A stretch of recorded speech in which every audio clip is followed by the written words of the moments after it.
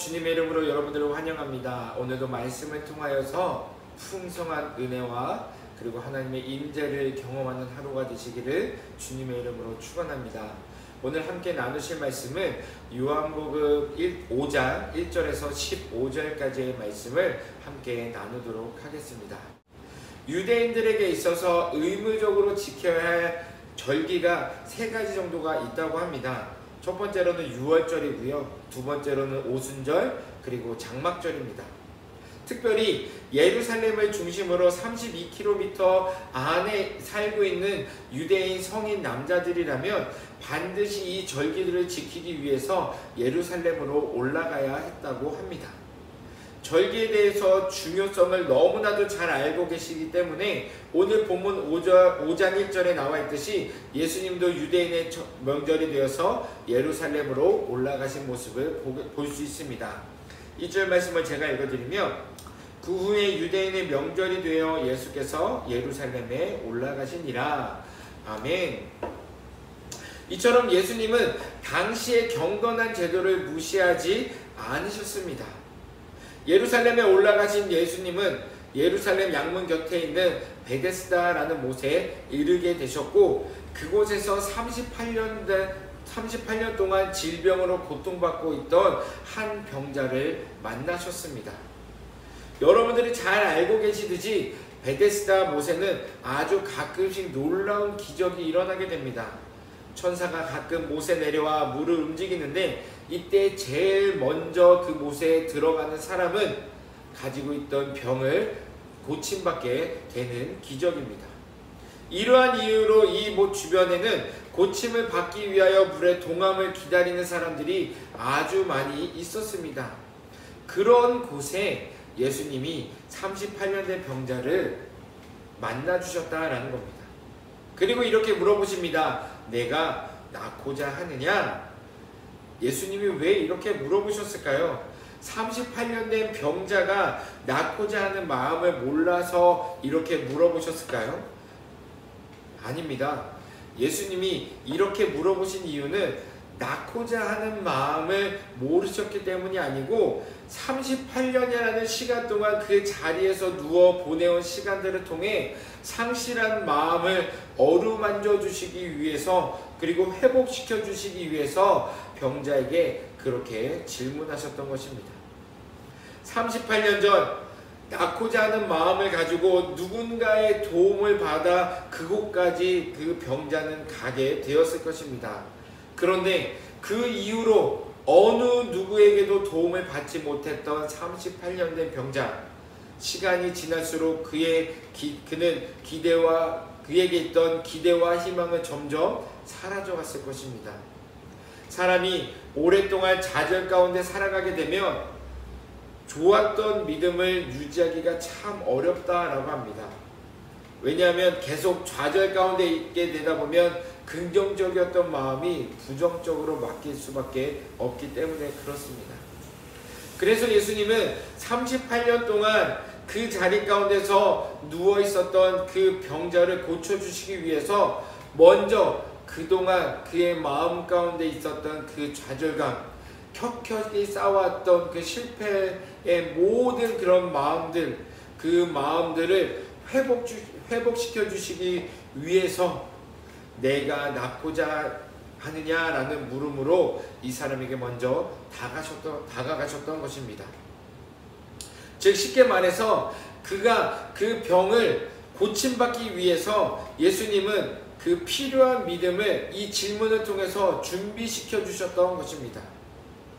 예수님의 말을 들은 병자는 그동안에 있었던 그 모든 간절함과 서러움들을 예수님 앞에 내뱉기 시작합니다. 그리고 그 얘기를 들은 예수님은 이렇게 얘기하십니다. 내 자리를 들고 걸어가라.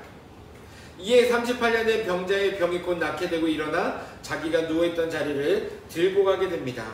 8절하고 9절 말씀입니다. 예수께서 이르시되 일어나 내 자리를 들고 걸어가라 하시니 그 사람이 곧 나와서 자리를 들고 걸어가니라. 아멘. 아멘. 그런데 문제는 예수님께서 38년의 병자를 치유하신 날이 바로 안식일이다 라는 겁니다. 오늘 9절 하반절에도 보면 그 사람이 곧 나아가서 자리를 들고 걸어가니라 이후에 이날은 안식일이니 라는 겁니다. 여러분, 안식일은 유대인들에게 어떤 날일까요? 아무것도 하면 안 되는 날입니다. 심지어 이 안식일 때문에 안식일을 지키기 위해서 오늘날도 전날 가스불을 켜놓고 음식을 모두 다 장만해 놓는다고 합니다. 이러니 그 모습을 유대인들이 고침받은 병자를 보고 뭐라고 했을까요?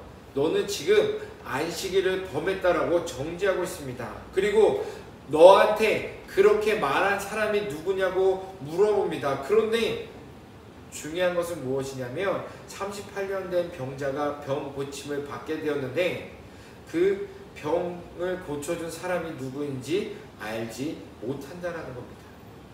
그리고 그 후에 다시 성전에서 병 고침을 받은 사람은 예수님을 만나고 자신을 고쳐주신 분이 예수님이라는 것을 알게 됩니다. 그리고 그 후에 자기에게 물어봤던 내 병을 누가 고쳐줬냐, 그리고 이렇게 하라고 말한 사람이 누구냐라고 물어봤던 유대인들에게 가서 그가 예수다라고 얘기해 줍니다.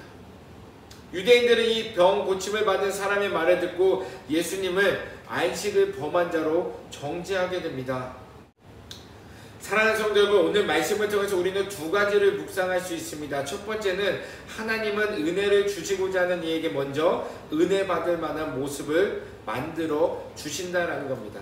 그런데 여러분, 중요한 것은 무엇이냐면 사람이 규정하고 있는 은혜 받을 만한 모습이 아닌 하나님께서 원하시는 모습을 갖고 있는 자에게 하나님은 은혜를 주신다는 겁니다. 두 번째는 온전히 하나님의 뜻을 깨닫고 행하고 있는가라는 겁니다. 오늘 요한복음 5장 1절에서 15절에 나온 사건은 유대인들로 하여금 그동안 잘못 이해하고 있었던, 그리고 행하고 있었던 것들을 멈추고 올바른 것을 배우고 정말로 하나님이 원하시는 것을 행할 수 있는 기회였습니다. 즉 돌이킬 수 있는 절호의 찬스였습니다. 그런데 유대인들은 그렇게 하지 않았습니다. 실제로 유대인들이 38년 된 병자의 말을 듣고 조금만 자신을 살피고 이 상황에 대해서 생각해 보았더라면 자신들이 그동안 얼마나 하나님의 뜻에 거슬리는 행동을 하면서 살아왔는지 깨달았을 것입니다. 그런데 안타까운 것은 그들은 스스로의 행위들에 대해서는 돌아보지도 않았고 들으려 하지도 않았고 보려고 하지도 않았습니다. 나중에 자신들의 그릇된 행위를 책망하시는 예수님을 오히려 죽이려 했다는 것입니다. 사랑하는 성도분, 오늘 우리들에게도 38년 된 병자와 같이 간절함을 가지고 기도하시며 기적을 경험하길 원하시는 분들도 계실 겁니다.